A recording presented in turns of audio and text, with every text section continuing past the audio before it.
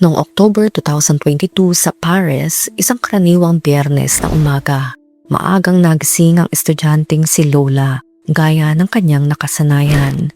Naihanda na ng kanyang ina ang almusal at ang kanyang bag ay maayos nang nakalagay malapit sa pinto.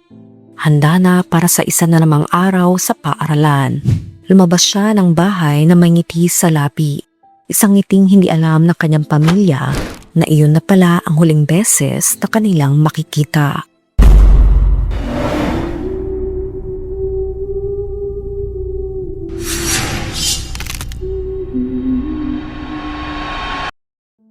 Sa likod ng romantikong imahe ng Paris ay may mga ordinaryong pamilya na may simpleng pangarap, araw-araw na gawain at tahimik na pamumuhay. Isa sa mga lugar na sumasalamin sa ganitong klase ng buhay ay ang ika-19 na arrondissement ng Paris, isang distrito sa hilagang silangang bahagi ng lungsod. Kilala ito sa makukulay nitong komunidad, magkakahalong kultura at mga kalmadong residential area na napapalibutan ng maliliit na cafe, tindahan at apartment buildings na may klasikong Parisian architecture. Dito lumaki ang 12 years old na si Lola Davier. Sa unang tingin tila ordinaryo lamang ang kanilang buhay. Tahimik ang kanilang lugar, puno ng mga pamilyang matagal nang magkakakilala.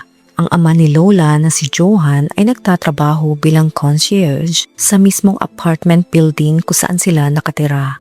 Isa itong simpleng trabaho ngunit mahalaga sa pang-araw-araw na takbo ng gusali. Dahil dito madalas siyang nasa paligid lamang at may sapat na oras para makasama ang kanyang pamilya. Samantala ang kanyang ina naman na si Delphine ay isang full-time homemaker na inaalay halos lahat ng oras sa pag-aalaga kay Lola. Ayon sa mga nakakilala sa kanya, isa siyang mapagmahal at maalagang ina na laging inuuna ang kapakanan ng anak. Si Lola naman ay pinanganak noong July 18, 2010 sa maliit na bayan ng Bethune sa France bago lumipat ang pamilya sa Paris habang bata pa siya. Mula pagkabata, kapansin-pansin ang kanyang masayahin at aktibong personalidad. Madali siyang makipagkaibigan at palaging puno ng energy. Ngunit higit sa lahat, may isang bagay na talagang nagbibigay liwanag sa kanyang mundo, ang sports aerobics. Sa murang edad, ipinakita ni Lola ang pambihirang dedikasyon sa kanyang sport. Araw-araw siyang nagsasanay ng may matinding disiplina at determinasyon. Hindi nagtagal nagsimula siyang manalo sa iba't ibang kompetisyon hanggang sa tuluyan na siyang naging French aerobics champion. Para sa kanyang pamilya, isa itong napakalaking karangalan. Hindi lamang siya mahusay na atleta, kundi isa rin siyang masipag na estudyante. Ayon sa kanyang mga guro at kaklase, si Lola ay mabait, responsable at may malaking pangarap para sa kanyang kinabukasan. Marami siyang gustong maambot sa buhay. Pangarap niyang balang araw ay kumatawan sa France sa international competitions at makatulong sa ibang tao sa pamamagitan ng trabaho pipiliin niya paglaki. Sa mga mata ng kanyang pamilya, si Lola ay isang batang puno ng liwanag at potensyal. Araw-araw ay halos pare-pareho ang kanyang routine. Gigising siya ng maaga para pumasok sa paaralan, uuwi sa hapon upang gawin ang takdang aralin, at pagkatapos ay makikipaglaro o mamamasyal kasama ang mga kaibigan sa kanilang tahimik na komunidad. Isang karaniwang Biyernes ng hapon noon sa Paris nang magising si Lola ng maaga, gaya ng nakasanayan. Maliwanag ang langit at payapa ang umaga. Tuloy pa rin ang normal na galaw ng lungsod, mga taong papasok sa trabaho, mga batang naglalakad papunta sa paaralan at mga tindahang nagsisimula pa lamang magbukas. Tahimik na inihanda ng kanyang ina ang almusal habang ang bag ni Lola ay maayos na nakalagay malapit sa pinto. Katulad ng ibang mga bata, ang iniisip lamang ni Lola na umagang iyon ay makasama ang kanyang mga kaibigan at magkwentuhan tungkol sa mga bagong nangyari sa paaralan. Mabilis siyang nagbihis at masayang nagpaalam sa kanyang ina bago lumabas ng apartment. Habang ginagawa ng kanyang ina ang mga gawaing bahay, si Lola naman ay nagtungo sa paaralan gamit ang rutang ilang beses na niyang dinaanan noon. Pagsapit ng hapon, nangyari ang hindi inaasahan. Hindi na nakauwi pa si Lola. Habang lumilipas ang oras, nagsimulang mabahala ang kanyang ama. Una niyang inisip na baka nagtagal lamang ito kasama ng mga kaibigan o dumaan muna sa tindahan. Ngunit habang patuloy na tumatagal ang pagkawala ng kanyang anak, unti-unting napalitan ng matinding kaba ang simpleng pag-aalala. Paulit-ulit niyang tinatawagan ang cellphone ni Lola, ngunit hindi ito makontak. Doon nagsimulang bumigat ang kanyang pakiramdam. Hindi ugali ni Lola ang mawala ng walang paalam. Isa siyang responsable at maingat na bata. Sinubukan siyang hanapin ng kanyang ama sa paligid ng gusali, sa mga kakilala at maging sa mga karaniwang lugar na pinupuntahan nito.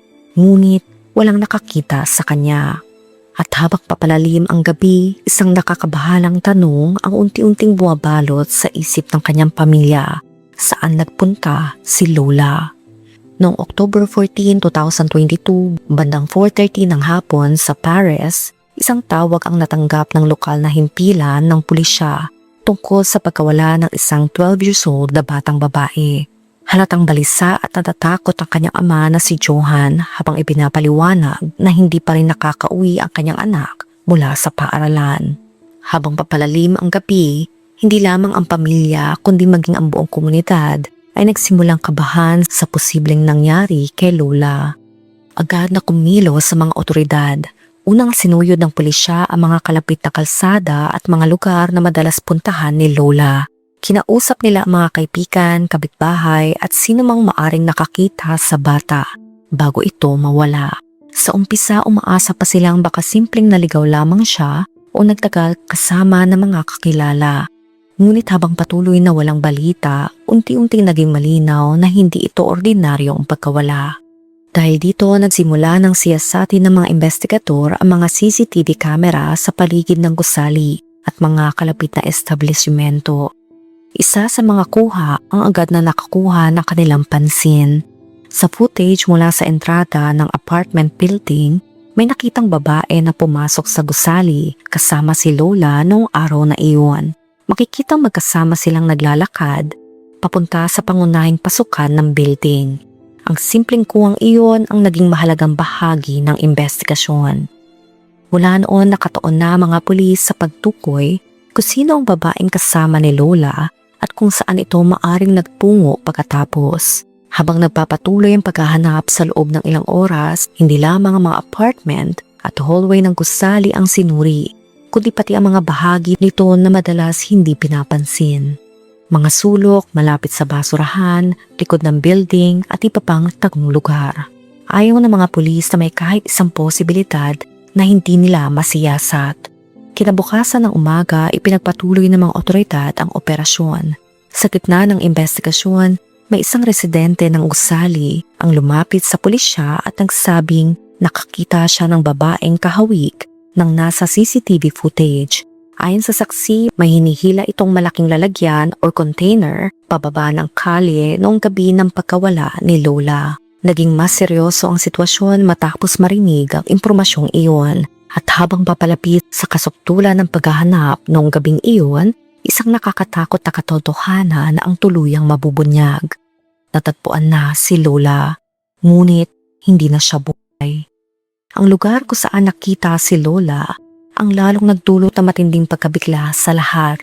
Tatagpuan ang kanyang labi sa mismong courtyard ng kanilang apartment complex. Dito madalas dumaan ng mga tao. Nag-uusap ang magkakapitbahay at dito rin madalas maglakad si Lola pauwi mula sa paaralan. Nakatago si Lola sa loob ng isang malaking plastic container na nakalagay malapit sa mga basurahan sa gilid ng courtyard. Nang lapitan ito ng mga pulis, agad nilang naramdaman na may mali. Sa unang tingin, mukha lamang itong ordinaryong lalagyan ng gamit o basura. Pero sa loob nito ay nakatago ang isang nakakakilabot na katotohanan. Mahirap ilarawan ang sakit na nararamdaman ng mga magulang ni Lola nang ipaalam sa kanila ang natuklasan. Ang pag-asang buhay pa ang kanilang anak ay biglang napalitan ng matinding dalamhati at pagkabigla.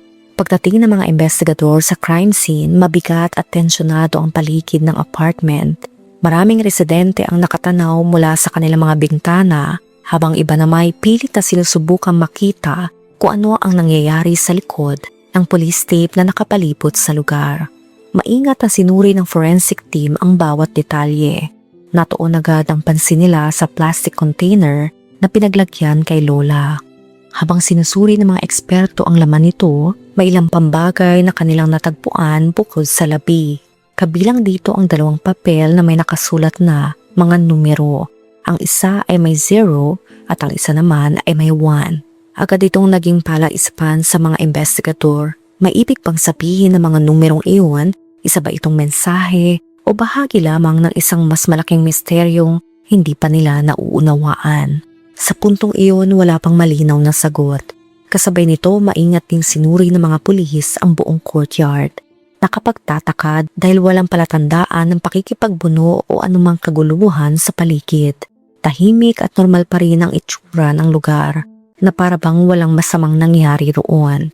At iyon ang mas lalong nakapagbigay ng kilabot sa kaso. Sa kabila ng kakulangan ng malinaw na ebidensya sa simula, naging napakahalaga ng CCTV footage sa gusali.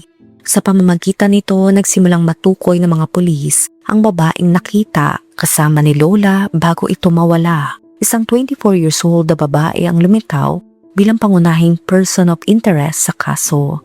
Ayon sa mga otoridad, ang babaeng nakita sa CCTV footage ay walang permanenteng tirahan at kilala ng ilang tao sa lugar dahil sa kanyang hindi maayos sa pag-uugali. Nakilala ang babae bilang si Dabia Bencart or Dabia B.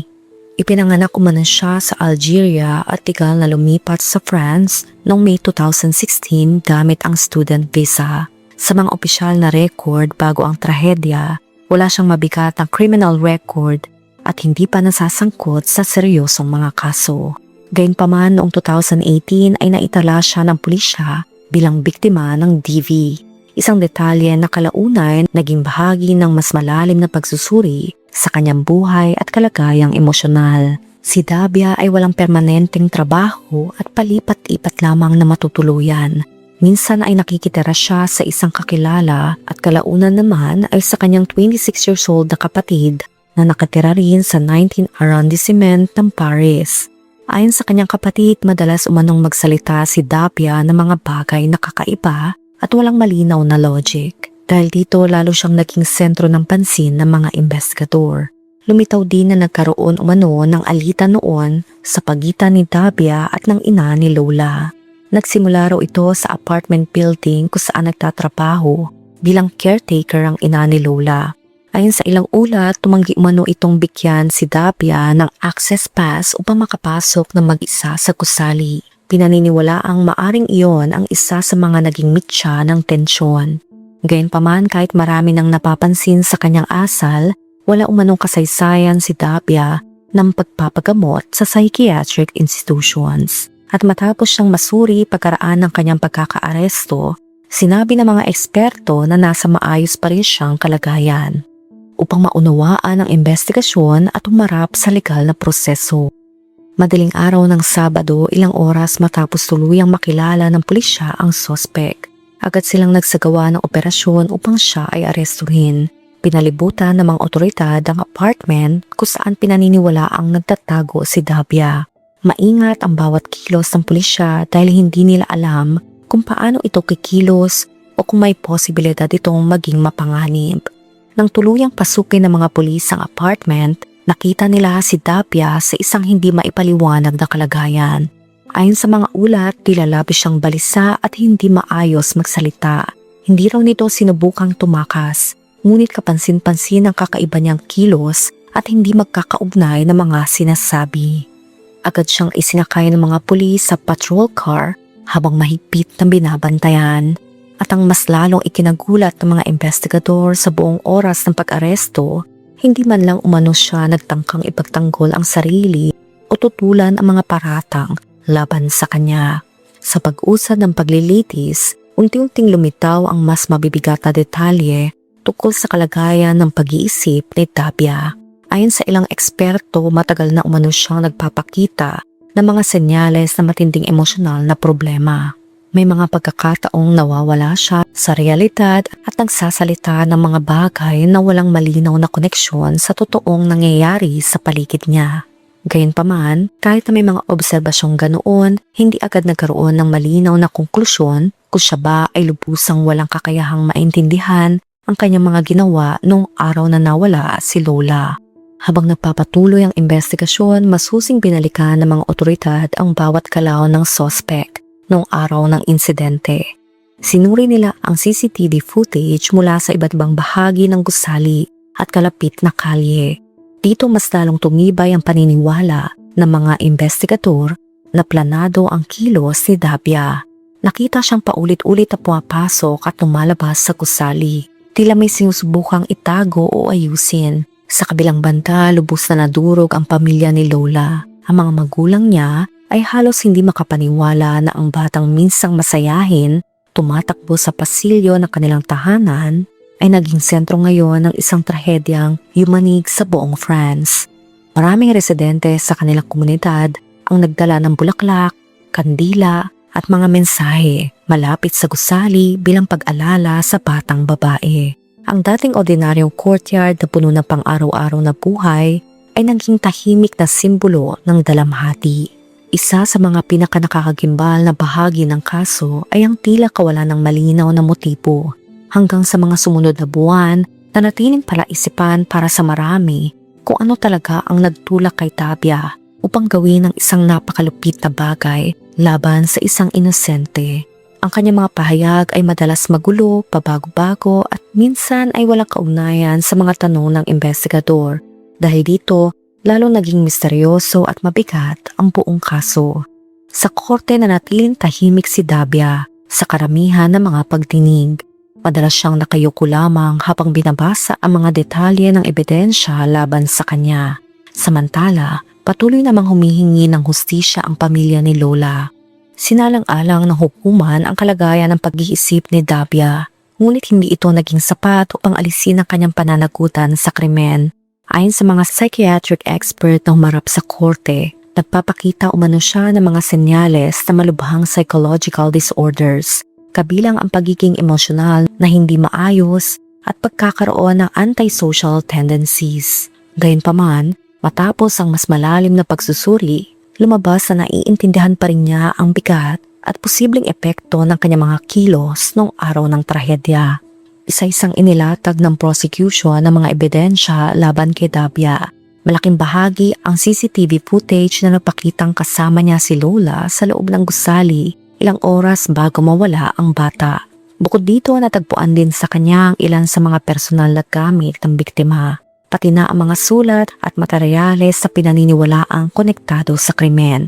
Para sa mga investigador, malinaw na hindi aksidente ang nangyari.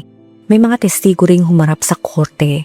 Isa sa kanila ay isang residente ng gusali na nagsasabing nakita niya si Dabia na tila balisang-balisa habang may hinihila itong malaking lalagyan palabas ng building. Ang iba naman ay nagkwento tungkol sa kakaiba at minsan ay nakakatakot na asal ni Dabia bago pa man mangyari ang insidente. Na magsalita si Dabia sa korte, lalo lamang naging misteryoso ang kanyang pagkatao. Madalas magulo at walang malinaw na direksyon ang kanyang mga sagot. May mga pagkakataong sinasabi niyang para panaginip lamang ang lahat ng nangyari at tila hindi niya ganap na maalala ang mga detalye. Samantala sa labas ng korte, patuloy na nagdadalamhati ang komunidad ng Pares. Maraming estudyante mula sa paaralan ni Lola ang nagbigay pugay sa kanya sa pamamagitan ng bulaklak, mensahe at candlelight vigil. Sinubukan ng depensa na ipakita na si Dabia mismo ay maaring naging biktima rin ng mahihirap na karanasan noon. Mga bagay na posibleng nakaapekto sa kanyang pag-iisip at emosyon. Ayon sa kanilang argumento, hindi raw siya nabigyan ng sapat na psychiatric treatment sa mga nakaraang taon. Ngunit matapos timbangin ang lahat ng testimonya at medical evaluations, nagpasya ang hukuman na bagamat may problema siya sa pag-iisip, alam pa rin niya ang kanyang ginawa noong oras ng krimen. Matapos ang maraming buwan ng pagdinig at pagsusuri ng ebidensya, tuluyang naglabas ng hatol ang korte. Napatunayang guilty si Dabia sa pagpaslang kay Lola at paglapastanganan sa labi nito. Ang desisyong iyon ay nagdalaman ng kaunting ginhawa sa pamilya. Hindi nito kailanman mabubura ang sakit ng pagkawala ng isang batang puno pa sana ng pangarap at buhay. Habang patuloy na sinusubaybayan ng buong France ang kaso, nagbigay rin ng pahayag ang French Minister of Justice na si Eric Dupond-Moretti tungkol sa sitwasyon ni Dabia bago pa nangyari ang krimen. Ipinaliwanag niya na dahil wala itong criminal record noon, hindi siya itunuturing na high-risk individual ng immigration system. Sa halip na agad ilagay sa detention center, inutusan lamang umano siyang kusang umalis ng France sa loob ng 30 days at bumalik sa Algeria. Ngunit ang utos na iyon ay hindi na ipatupad, bagay na nagdulot ng matinding kritisismo at maraming tanong tungkol sa kahinaan ng migration control system ng kanilang bansa. Mas naging komplikado pa ang usapin nang lumabas na bago ang insidente, nakarehistro si Dabia sa police records bilang biktima ng karahasan at hindi bilang sospek o kriminal. Ipinakita nito kung gaano kahirap tukuyin kung sino ang maaring maging panganib sa lipunan. Ngunit para naman sa publiko, hindi naging sapat ang paliwanag na iyon matapos ang nangyari kay Lola. Para naman sa mga magulang ni Lola, walang anumang paliwanag ang makakapawi sa sakit ng pagkawala ng kanilang anak. Noong October 24, 2025, matapos ang deliberasyon ng mga hurado, tinimbang ang mga mabibigat na saktal, pagdukot, pagpapahirap, barismo at ang sadyang pagpaslang sa isang menor. Sa kanilang pagbabalik, isa lang ang hatol. Guilty sa lahat ng paratang. Si Dabia ay hinatulan ng habambuhay na pagkakabilanggo na walang posibilidad ng parol. Ito ang kauna-unahang pagkakataon sa kasaysayan ng hustisya sa France na ang isang babae ay napatatawan ng irreducible life sentence. Ang pinakamabigat at pinakamatinding parusa sa ilalim ng batas ng France na karaniwang inilalaan lamang para sa mga terorista at serial killer. Sa paglipas ng mga buwan, naging sentro ng pambansang diskusyon ang kaso. Maraming tao ang nagpahayag ng galit at pagkadismaya, hindi lamang dahil sa mismong krimen, kundi dahil sa mga sistemang tila nabigong pigilan ang trahedya. Marami ang nagtatanong kung may pagkakataon bang naiwasan sana ang nangyari, kung mas maagang nabigyan ng pansin ang mental health condition ng suspect o kung naging mas mahigpit ang pagpapatupad ng immigration procedures. Ang kwento ni Lola ay naging isa sa pinakamasakit na kaso sa makabagong kasaysayan ng France. Isa itong trahedyang nag-iwan ng malalim na sugat, hindi lamang sa kanyang pamilya, kundi pati sa buong komunidad. Ang batang minsan kilala sa kanyang kasipagan, kabaitan at pagmamahal sa sports ay naging simbolo ng inosenteng buhay na biglaang nahinto. Ikaw, anong masasabi mo sa kwento natin ngayon? Let me know sa comment section. Kung nakaabot ka sa video na ito ay maraming salamat. Huwag kalimutan mag-like, share, subscribe, and turn on the notification. Ingat ka palagi. Ciao!